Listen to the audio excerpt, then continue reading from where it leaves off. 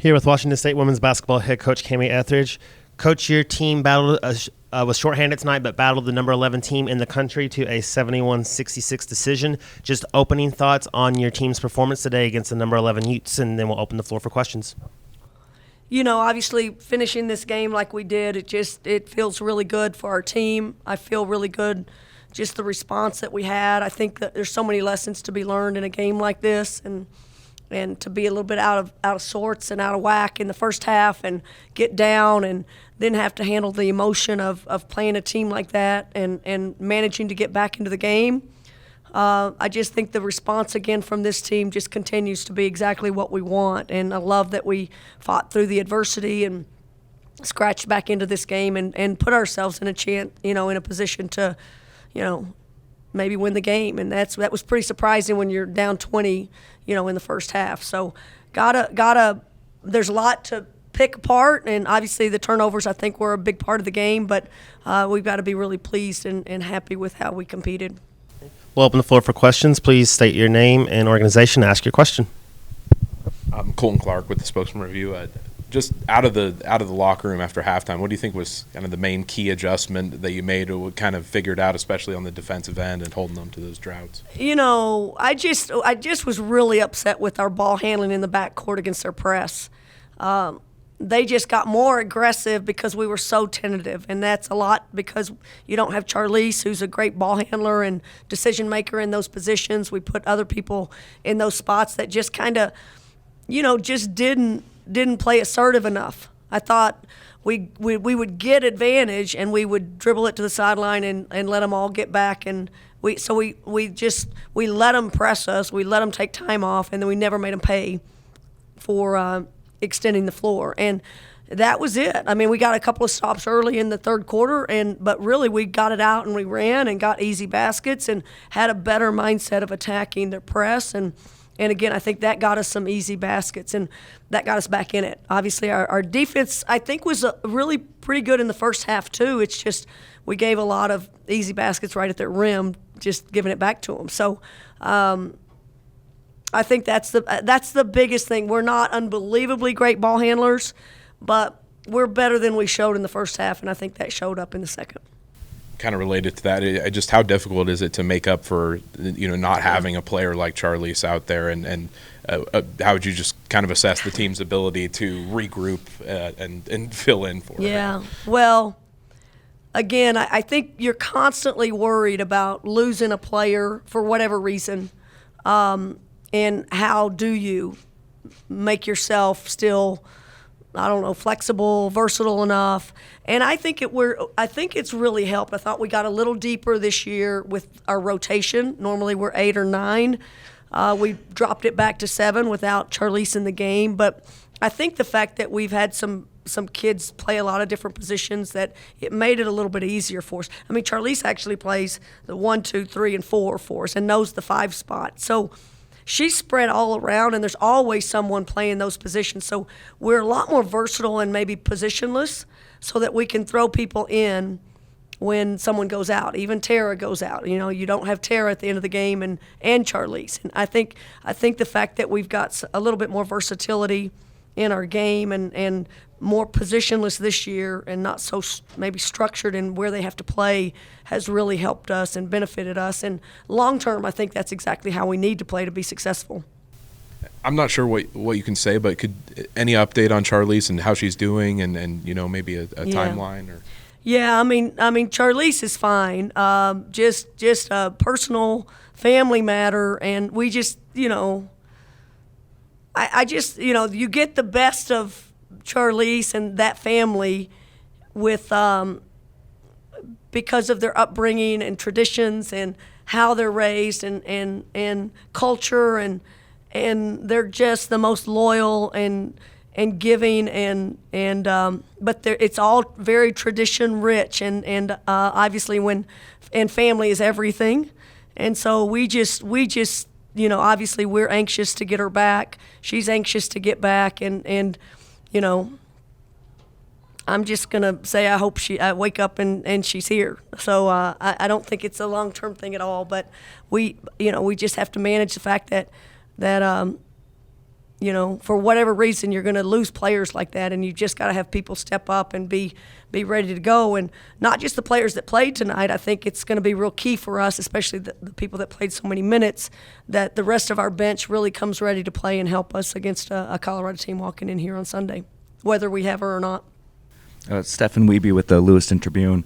Coach, you kind of touched on it, but obviously no Charlise, and then down 20 points in that first half. Just what does it say about the team's maturity to kind of come back there in that second half? Yeah, I was really happy with the leadership in the locker room. I think Ula was amazing, and talking to our team when we were down and at the halftime and about don't walk on the floor. She said some things that was just about fix your face and let's go, like respond the right way. And we talked a lot about that pregame, which just, everybody says it, controllables.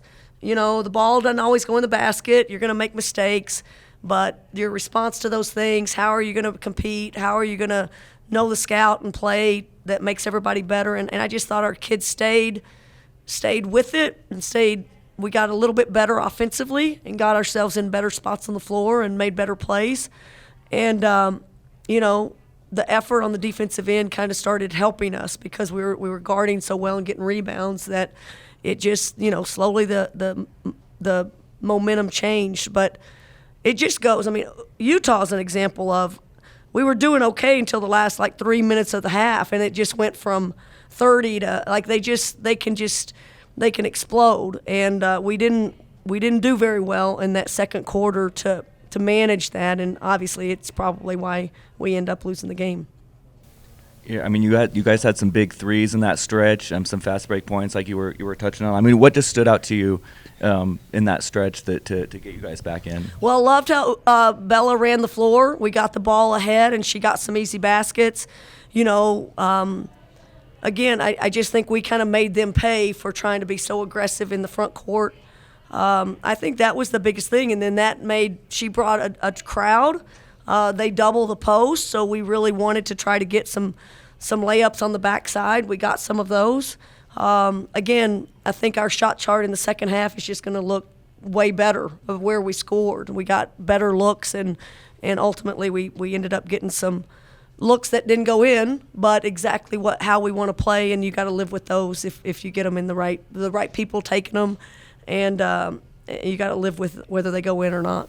Yeah, and on that last shot, it looked like you guys kind of got what you wanted with that? Yeah, it's hard. In the women's game, it's hard to get a wide open three when you're down 3.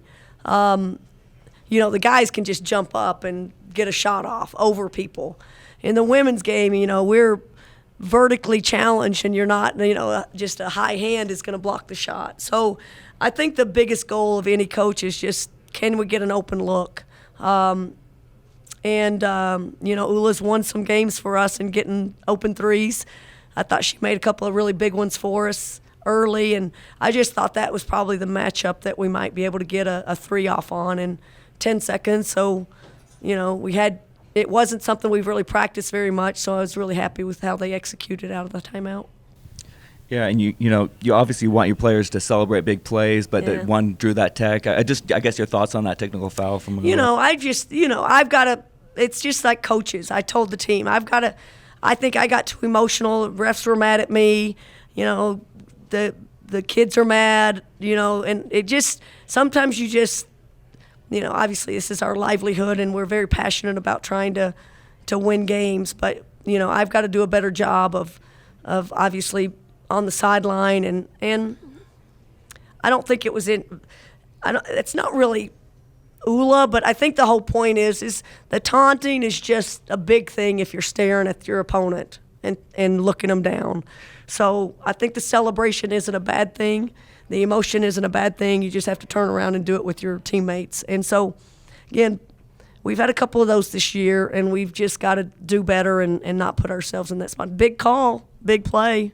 I don't exactly remember. Tie game, 1 second on the shot clock. They get 2 free throws. They don't. We hold them after that, but the clock really shrunk after that. So, big call, but something we've got to learn from, and we just can't. It's just part of the game. We want, and I think it's funny that Ula's like, no, that's my bud. Like that's just us on the playground. But no one knows that except those two. So you just have to manage it better. She knows, and again, our team needs to be better at that, and I need to be better at that. Would you say, I guess officially speaking, that Charlise is questionable for Sunday? Yes, I would say that. Mm-hmm. And I got to ask about the report coming out yesterday. A couple players facing possible misdemeanors, and what I guess went into the decision of them playing today. Do you have any sort of a statement regarding that? As of really now? Don't. I mean,